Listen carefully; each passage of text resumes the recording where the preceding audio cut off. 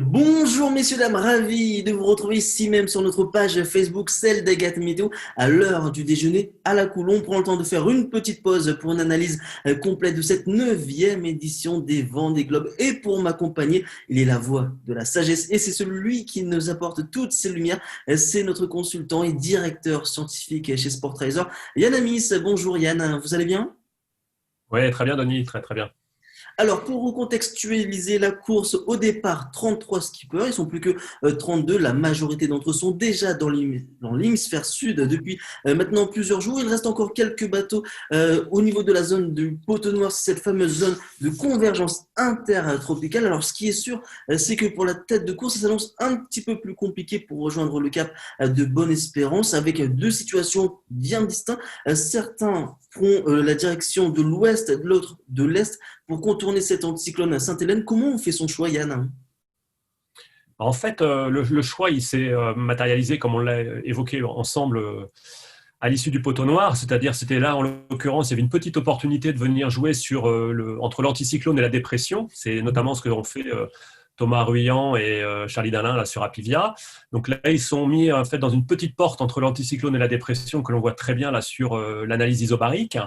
Donc là, en l'occurrence, ils ont du vent pour couper un petit peu l'anticyclone de Sainte-Hélène sur sa face, qui est quand même pas la plus facile.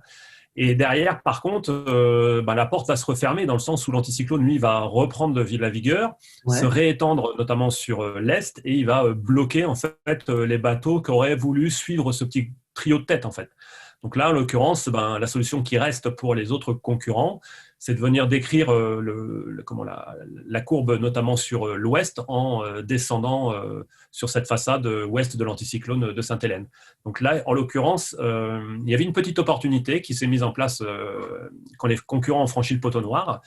Ils sont un trio de tête à pouvoir en bénéficier. C'est très très chaud pour eux, mais ça va le faire, je pense. Et en l'occurrence, quand on regarde les routages, en l'occurrence, notamment sur Weather 4D pour les jours à venir, on voit bien que ce trio de tête arrive à passer arriver sur le cap de Bonne-Espérance dans des temps relativement, c'est pour lundi après-midi en l'occurrence. Ouais. Mais derrière, ils sont obligés de contourner par l'ouest et la route va être un petit peu plus longue. Donc, on va avoir des choses encore qui vont se mettre en place sur l'arrière de la course, notamment pour le week-end prochain et début de semaine, où on risque d'avoir un groupe qui est emmené par Jean Le Cam, qui est un petit peu piégé, et qui va rejoindre le Cap de Bonne-Espérance sur cette route, sur cette dynamique de route.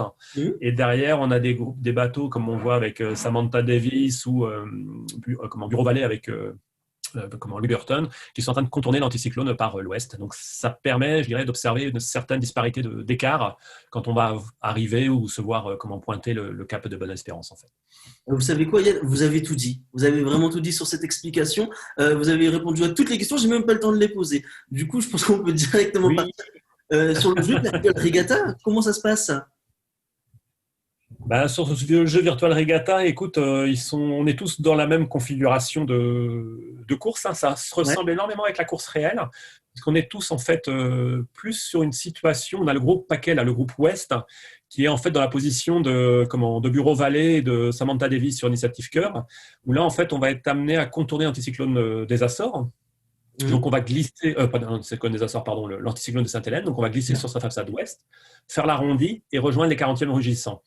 Par contre, ce qui peut être intéressant, c'est de suivre les bateaux qui sont un petit peu plus à l'est, ce qu'on appelle le groupe à l'est, qui sont les leaders du classement en général en ce moment, qui vont, eux, rentrer au contact du vent faible de l'anticyclone de Sainte-Hélène. Ouais. Mais quand on regarde bien, en fait, tous ces bateaux-là vont converger c'est ça qui va être excellent, pour la journée de samedi. En fait, les bateaux seront sur des routes rapprochantes quand on va attaquer les 40e rugissants. Donc ça, c'est très intéressant parce que je suis bien incapable de vous dire qui va pointer en tête à la sortie de ce point de regroupement, quoi. Donc ça ne saura se faire que samedi ou dimanche, donc on en reparlera, on aura La l'occasion semaine d'en prochaine, reparler, quoi. pas de souci.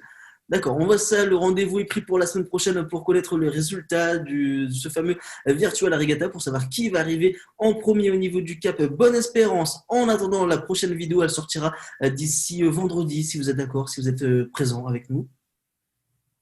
Oui, tout à fait. On se fera un petit point. Ce sera très intéressant de voir comment ça va se dessiner, tant pour la course réelle que pour la course virtuelle, effectivement.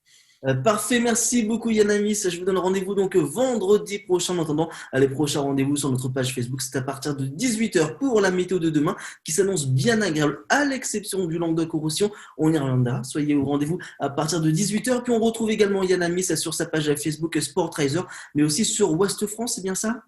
Oui, tout à fait. Donc, toujours nos deux articles, à la fois sur la course virtuelle et sur la course réelle, où on poursuit les deux objectifs. On suit ça de très près. Merci beaucoup Yann et je vous dis à très vite. À très vite, Denis. Bonne journée.